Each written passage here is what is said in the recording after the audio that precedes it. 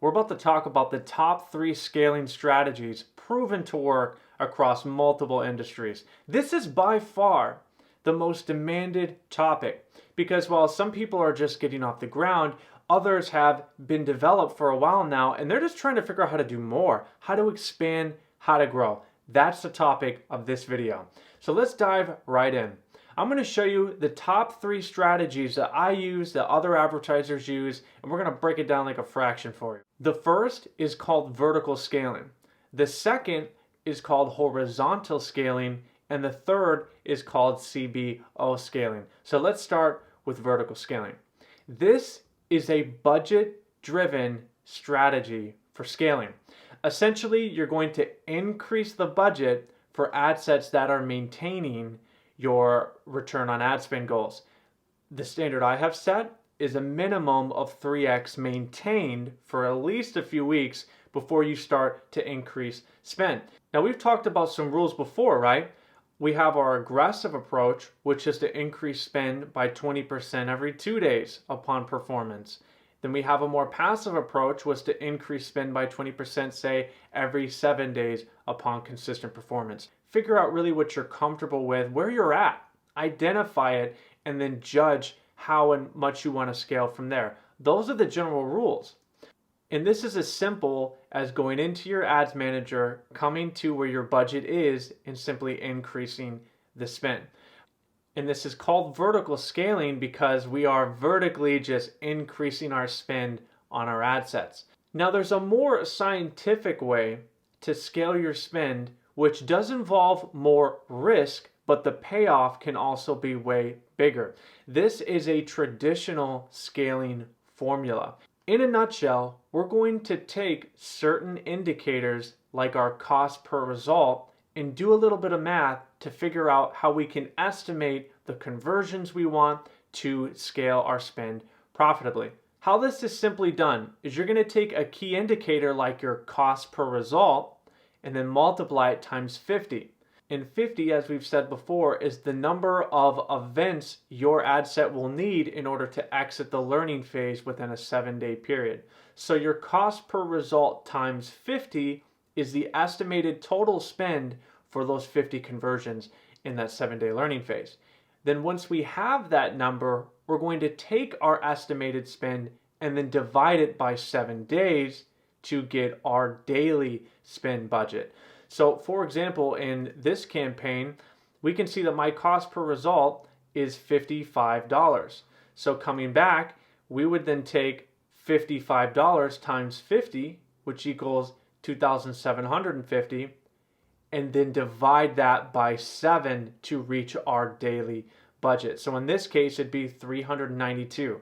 And this daily budget is the estimated spend you will need in order to reach your 50 conversions within that 7-day window using your cost per result. We can take other factors like say your cost per add to cart, your cost per landing page view, and we could do this same formula to then multiply times 50, divide it by 7 to get our estimated daily budget needed. So this is vertical scaling, and it's really where most people should start with scaling. Now that you've made some ad sets, you've been testing them, getting some results, now you want to maintain them while also spending more, getting that same result.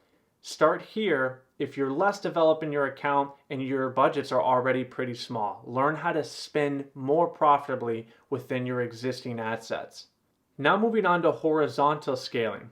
Whereas vertical scaling was budget driven, horizontal scaling is volume driven. And this means that you're going to increase the number of ad sets, modeling those that we're maintaining the ROAS that you want. So it's really simple. You have something that's working and you want to make more just like it that are working, okay? Now there's a few ways we can do this, but first let's kind of talk about why you'd want to horizontally scale. Ad sets can and will reach a limit to performance through budget increases, which is easy to understand why, because audiences have a limited amount of people in them, right? I mean, you're spending money, it's serving it to people. That total population is slowly dwindling, right?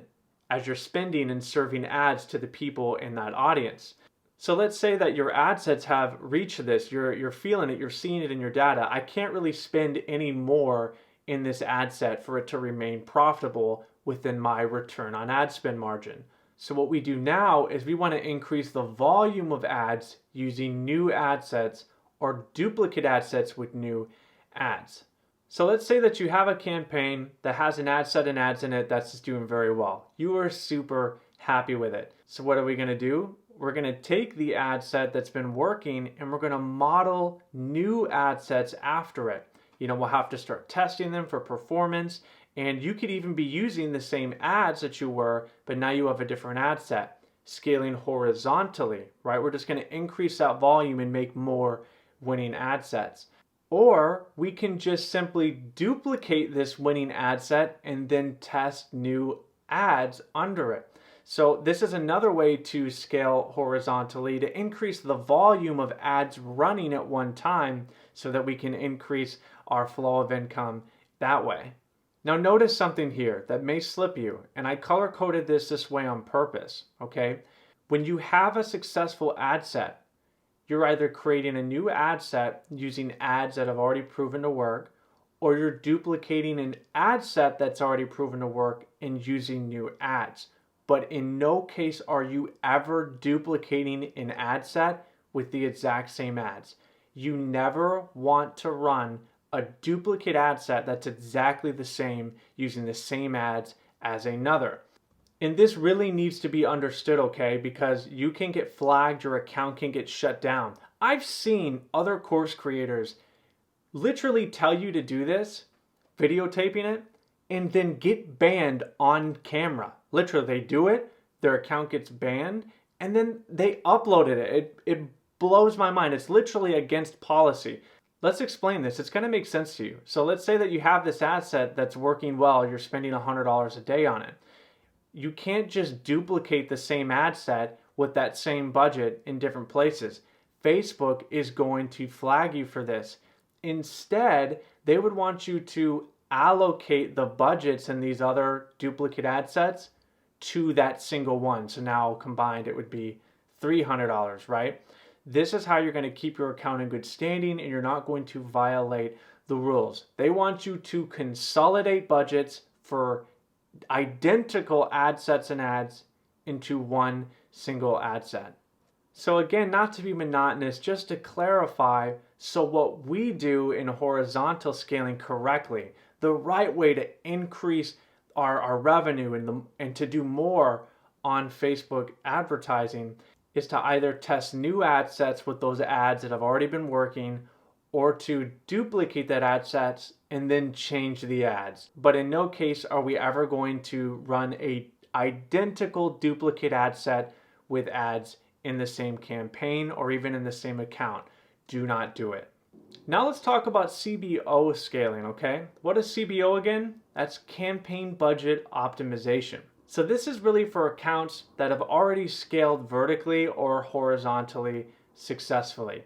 You're going to need 2 to 5 ad sets to even use this method. Now, this is not just a scaling method, but it's also a performance tactic as well. Doing this could really spend those dollars better and at better times. So again, what we're doing is taking our top 2 to 5 best ad sets and creatives, and we're going to put them in a campaign with CBO turned on, which means now we're going to set our budget at the campaign level, and then we're going to put all those successful different ads and ad sets in it. So let's say that you were spending $100 a day on each of these ad sets in different campaigns. Typically, not each of them perform the best 100% of the time. At certain times, days, weeks, one ad set may be performing better than the other, and etc. So what we're doing with this CBO campaign is we're then going to take all those budgets and put them into this campaign level budget. By doing this, you can now even increase the amount you're spending. So instead, in total, you were spending $300. Now maybe you can pick that up, up to $500. And then that's going to automatically spend your budget better to which ad sets are performing better throughout any given day or week. This is very hands-off, it's much easier to manage, but it doesn't always work. I reiterate again, test everything, see what works for you and your account. So if we're in our account and we come to create, let's say we're running a conversion campaign, at the campaign level, all we have to do is scroll down to the bottom and turn campaign budget optimization on. And here we can set it to daily budget or lifetime budget. Daily budget is typically the ones that all of us are going to be using on a regular basis. So here you can see I have a CBO scale campaign. Now let's come to the ad set level. Here I had top 3 lookalikes in this particular one that were performing the best. In this campaign, I put these 3 in here, I gave it a higher budget, and it was spending more profitably throughout them. Now, I did notice in my experience, some of these just didn't perform as well as when I had them in a separate campaign without CBO turned on. So for me, I actually had to change the strategy after it kind of got exhausted. But in other cases, it's worked very well consistently. Always test for you, see what works best. That covers the top 3 scaling methods that most advertisers are using across the board. But now I want to offer you a bonus scaling method, and this is relating to lookalike audiences. I'm going to teach you a lookalike expansion principle here. So I've said this before, but you always start lookalikes at 1% population matching. We always want to start at the top 1% who are most like the source list that you lookaliked. And then after that 1% works consistently, then maybe we'll create a new one that's 2 to 3% lookalike. And then after this 2 to 3% works consistently, we will then create, say, a 5% lookalike. Expanding out slowly in this way is best practice. This can be done within a top of funnel campaign that you're already using, or you could make a whole new dedicated campaign to scaling a lookalike audience. Let me show you an example. You see here I have this web visit scale campaign. This is where I took a lookalike audience that was performing very well, this 1% website visits lookalike, and I started to scale it in its own dedicated campaign. So now let's come to the ad set level. You can see that I started out here with 1%, then I went to 2, and then now I'm at 3. This has taken me probably about 3 months to successfully expand this lookalike, but the benefits have been great because now my entire source list is bigger. My percentage is greater. It's targeting more people than the smaller percentages. So that allows me to scale into it with spend, or maybe now duplicate this ad set and run different ads with it.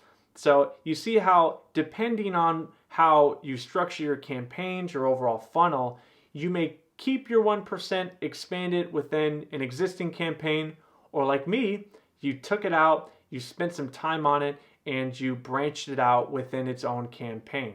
And at this point, let's say that you wanted to then take this one that's performing well and duplicate it into a CBO scale campaign, or into just a different conversion campaign that you want to have, unify all your ad sets in.